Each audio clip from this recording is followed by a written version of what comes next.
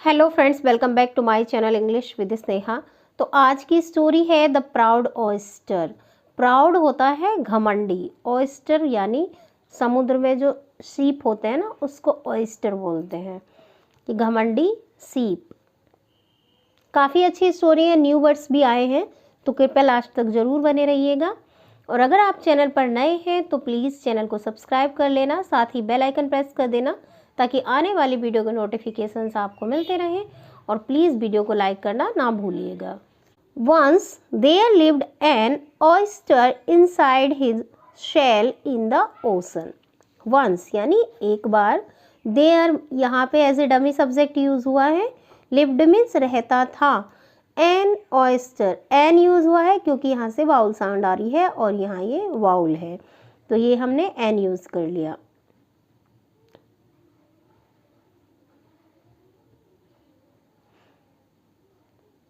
N means एक, oyster यानी जो समुद्र में जीव रहता है ना, अभी मैंने बताया था सीप। ऑयस्टर क्या होता है? सीप। इनसाइड मतलब अंदर, हिज शेल अपने शेल के, जो उसके ऊपर का कवर होता है उसको शेल बोलते हैं। इन द ओशन, ओशन क्या होता है? समुद्र। कि एक बार समुद्र में शेल, अपने शेल के अंदर एक ऑयस्टर यानी सीप रहता था। He was very proud of himself. He means वह, ये एक प्रोनाउन है जो कि ऑयस्टर के लिए यूज हुआ है।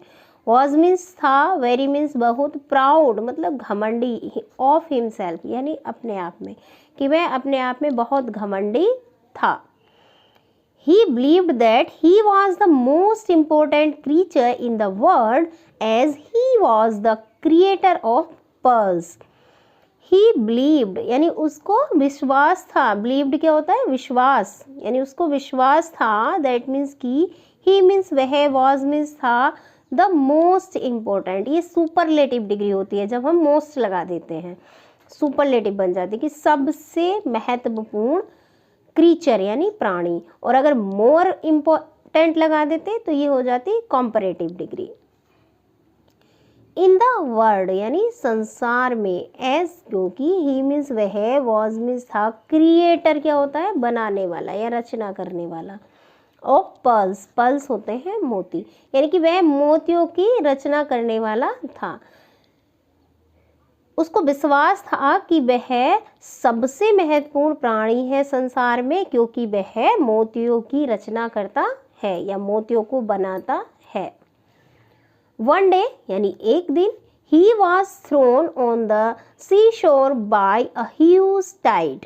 He means वह, was thrown यानी फेंका गया, was thrown, ये was helping verb है और thrown है ये throw की थर्ड फॉर्म, was thrown। और ये सेंटेंस पैसिव वॉइस में है कि वह फेंका गया on the seashore। seashore मतलब होता है किनारा, समुद्र का किनारा। By a huge tide, huge मतलब विशाल और टाइड होता है ज्वार भाटा या फिर लहरें बोल दीजिए, कि विशाल लहरों के द्वारा वह समुद्र के किनारे पर फेंका गया। The oyster disliked the sea shore and wanted to go back to the ocean. Oyster यानी जो ऑयस्टर है, डिसलाइक्ड मतलब पसंद नहीं करता था, ये लाइक का ऑपोजिट है डिसलाइक, कि वह पसंद नहीं करता था। द सी शोर यानी समुद्र का किनारा, एंड और वांटेड यानी चाहता था, टू गो बैक यानी वापस जाना, टू द ओशन यानी समुद्र में। ऑयस्टर समुद्र के किनारे को पसंद नहीं करता था और वह समुद्र में वापस जाना चाहता था।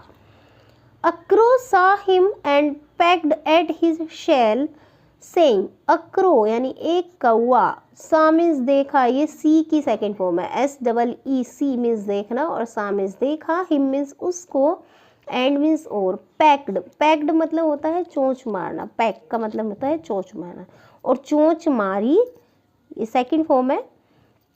एट हिज शेल उसके शेल पर जो कवच था उसका, उस पर चोंच मारी। सेइंग मतलब कहते हुए, who is inside this shell, who means कौन, इज मीन्स है, इनसाइड यानी अंदर, दिस मीन्स इस, शेल यानी जो शेल था, ये शेल के अंदर कौन है।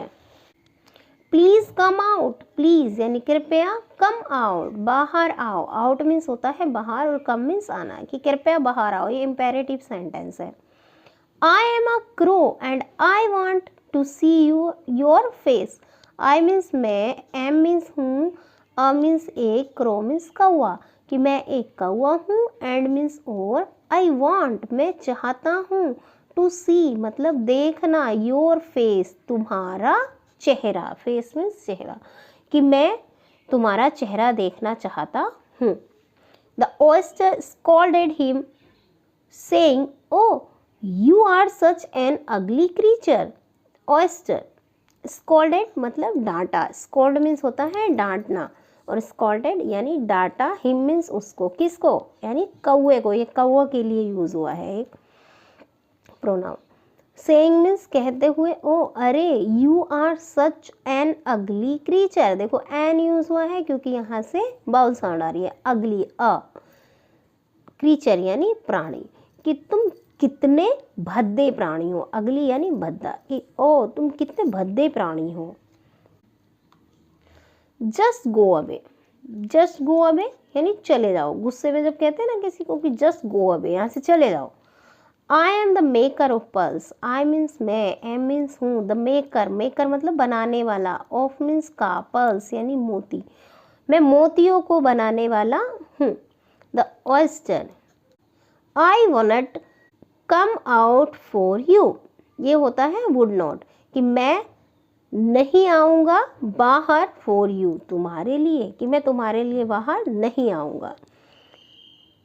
The crow got angry, crow मतलब कौआ, गॉट एंग्री यानी गुस्सा हो गया, कौआ गुस्सा हो गया। He took the shell in his beak and flew high in the sky.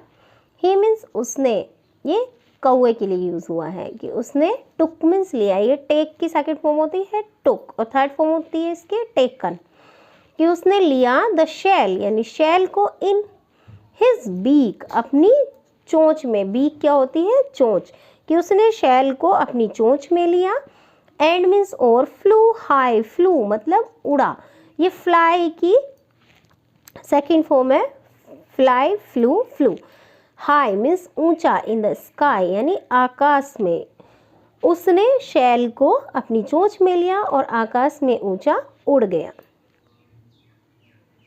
Then means तब, he threw the shell from a height on the land, he means उसने, थ्रू मतलब फेंका, थ्रो की सेकंड फॉर्म थ्रू, और third form अभी use हुई थी thrown, कि उसने फेंका द शेल यानी शेल को, फ्रॉम मीन्स से, अ हाइट एक ऊंचाई से, उसने शेल को एक ऊंचाई से फेंका, ऑन द लैंड यानी भूमि पर, लैंड मतलब भूमि या फिर जमीन, जमीन पर।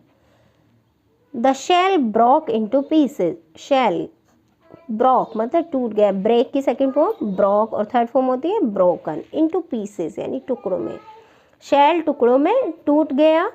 The crow flew off and the oyster could not do anything, crow यानी कौआ, फ्लू ऑफ यानी उड़ गया, एंड और the oyster couldn't do anything मतलब कुछ भी नहीं कर सका, जो ऑयस्टर था वो कुछ भी नहीं कर सका।